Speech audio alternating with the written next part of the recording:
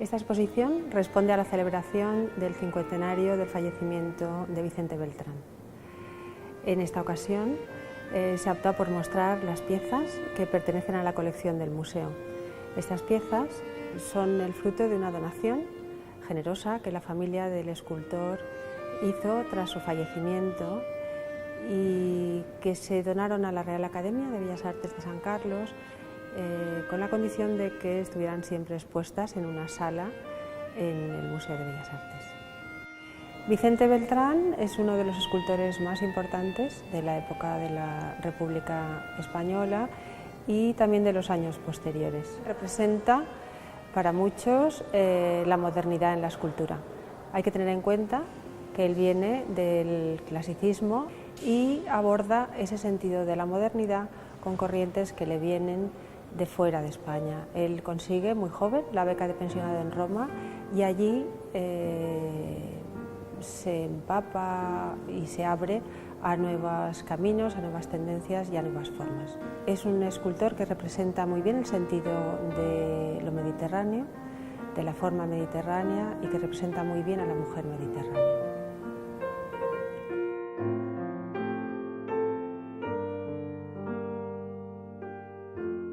Una de las vertientes que yo creo más importantes de Vicente Beltrán, aparte de la que es un grandísimo escultor que introduce la renovación en la escultura valenciana, es su faceta como profesor. Vicente Beltrán ha sido maestro de maestros. En su paso como profesor en la Escuela de Bellas Artes de San Carlos, se ocupó, desde su puesto de secretario de la escuela, en elegir con mucho cuidado el claustro de profesores que debía formar a las nuevas generaciones de artistas valencianos. Fue responsabilidad suya la formación de gran cantidad de lo que fueron los artistas de las vanguardias en los años 60 y en los años 70 en la ciudad de Valencia y en el arte español. Nunca podemos desligar la producción de un artista de su propia peripecia vital y en el caso de Vicente Beltrán esta peripecia vital está muy marcada por un hecho que marcó a muchas generaciones españolas, que fue la Guerra Civil.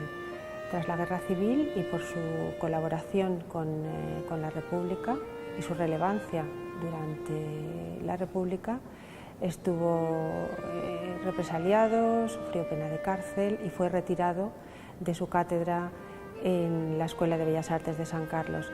Esto, evidentemente, marcó su vida y marcó su trayectoria profesional también. Tras unos años de ser represaliado, consiguió recuperar su puesto en la Escuela de Bellas Artes, en la que permaneció hasta que falleció en 1963. En esta exposición podemos ver 15 de las mejores piezas, desde mi punto de vista, de Vicente Beltrán, porque la mayoría de ellas responde al periodo en que el autor estuvo de becado en la Academia de Roma y son el fruto del trabajo de un escultor inquieto y joven y ambicioso por traer a España todos los reflejos de la modernidad que había ido adquiriendo fuera de nuestro país. Además de esas piezas que produjo en la Academia de Roma, podemos ver una magnífica pieza en mármol negro de Bélgica, que fue la que donó a la Real Academia tras su discurso de ingreso como académico numerario. Generalmente Vicente Beltrán habla de hechos que suceden en cuerpo de mujer. Si podemos ver su trabajo, no podemos dejar siempre de encontrar a las mujeres, en la representación mujeres, que están mostrándonos instantes de su vida cotidiana, pero mujeres que traspasan la apariencia formal y que por lo general se muestran ante nosotros mucho más mujeres, seguramente, que los modelos que les servían de inspiración. Son mujeres, además, que no posan de una manera estática, son mujeres que nos están contando que tras esa apariencia rotunda hay sentimientos, hay anhelos, hay pasiones y hay, en realidad, propósitos de cambiar la realidad. En esta exposición lo que queda patente es el gran dominio del escultor sobre la técnica. Beltrán era un maestro de la escultura, como así demostró en la formación de sus alumnos en la Escuela de Bellas Artes, pero era un maestro en el manejo de las herramientas, maestro en el manejo de la madera, a la que sacaba todo su lenguaje y toda su expresión, un maestro de la piedra y un maestro sobre todo del modelado y del dibujo. Yo creo que la importancia de la escultura de Beltrán, la cosa más singular que nos puede atraer en especial, es esa capacidad de atrapar el instante en la escultura. En esta pieza, por ejemplo, la estamos viendo a una mujer cómo va a meter el pie en el agua, cómo va a probar si la temperatura del agua es la que le gusta, y si la miramos mucho rato, retiramos la mirada y la volvemos a ver, es como si pensáramos que ya no está en la misma posición, que ya prueba el agua y que va a cambiar de postura, ¿no? Ese instante es el que yo no he percibido en ningún otro escultor más que en Beltrán. Y luego la expresión del rostro, ¿no? Vemos por sus ojos y por su tranquilidad que está pensando en otras cosas, está lejos del instante y ella está solucionando otro tipo de anhelos, otro tipo de problemas que le rondan por la cabeza. Yo creo que eso es una de las características de Beltrán, que transgrede el instante, transgrede el momento y es como si nos trajera un instante eterno. En este relieve, que Beltrán titula Las tres hijas del sol, podemos ver tres danzarinas que recorren un espacio mínimo, casi como que se agolpan, pero que están perfectamente encuadradas y creando una composición ondulante que empieza por los pies, por el movimiento de las rodillas, sigue por los brazos, por el pelo y acaba con esas ondas de las melenas que caen. Es un relieve que realizó en su época de pensionado en Roma y que podríamos decir que encontró la inspiración en unos relieves de Bourdelle que están en el Teatro de los Campos Elíseos de París y que Bourdelle titula La danza.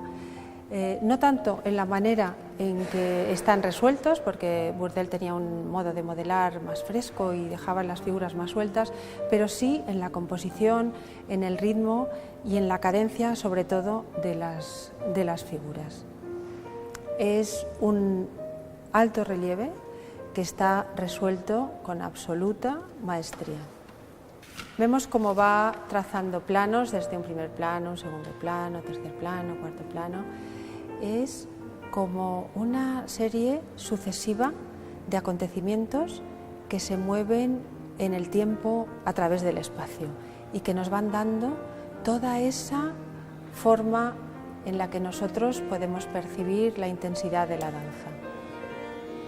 Esta danzarina es una de las piezas más conocidas de Vicente Beltrán.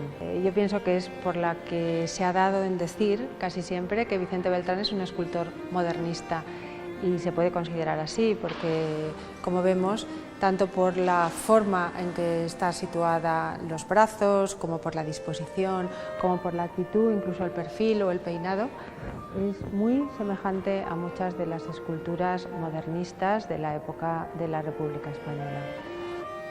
Si nos fijamos en la disposición de las piezas en esta exposición, veremos que no tienen una disposición excesivamente convencional. No están situadas de frente con un único punto de vista, porque la escultura es espacio, la escultura es luz y la escultura es volumen. Y la escultura, sobre todo, necesita la complicidad del espectador para ser vista y para aparecer. La escultura nos tiene que aparecer delante cuando nosotros queramos verla, cuando nosotros iniciemos un diálogo con ella, un diálogo que puede empezar por una luz, por una sombra, por un volumen o por la curiosidad que nos despierta esa pequeña sombra o ese pequeño giro o ese pequeño trozo de carne que parece que sigue por otro lado, o ese bucle del pelo que cae sobre un hombro, o esa expresión que hay en el rostro de la escultura. La escultura, no nos olvidemos, es un acontecimiento que sucede en el tiempo a través del espacio y, por lo tanto, para verlo nosotros hemos de mover en el tiempo a través del espacio, no solamente nuestro cuerpo, sino también nuestra cabeza, para entender y para gozar plenamente de lo que es la escultura.